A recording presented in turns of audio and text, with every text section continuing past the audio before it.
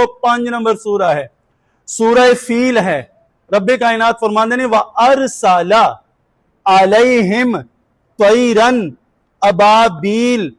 तुसी मुफस्सिरीन जितने भी ने उठा के वेखो, उन्होंने क्या कि जिस वक्त अबाबील आए ने ना, अबाबीला ने जदों कैंकरियां चुकियां ने ना, ते कैंकरी ओ चुकी है जिस कैंकरी ते मरण वाले दा नाम लिखिया है। 3 कैंकरियां लईयां, 2 अपने हत्थां दे अंदर जेड़े उन्हां दे है ने पांव, और एक अपनी चुंझ दे अंदर लई, लैके उड़ना शुरू किया। व अरसला अलैहिम तैरन अबाबिल तरमीहिम, ते हाथी ते जेड़ा बंदा बैठा सी ना, जिस कैंकरी ते जिस सवार दा नाम लिखिया सी ना, ओ कैंकरी उस अबाबील ने ओदे सिर ते मारी, किसे होर दे सिर ते मारी।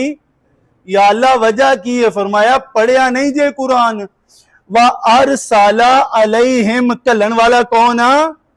अल्लाह फरमांदे ने कलन वाला मैं वां, ते मैं जदों उन्हां नूं भेजिया ना, ते मैं उन्हां नूं बेइलम नहीं भेजिया, उन्हां नूं इलम दे के भेजिया कि ए कंकरी चुकनी आ ते इस बंदे नूं मारनी, किसी होर बंदे नूं मारनी नहीं।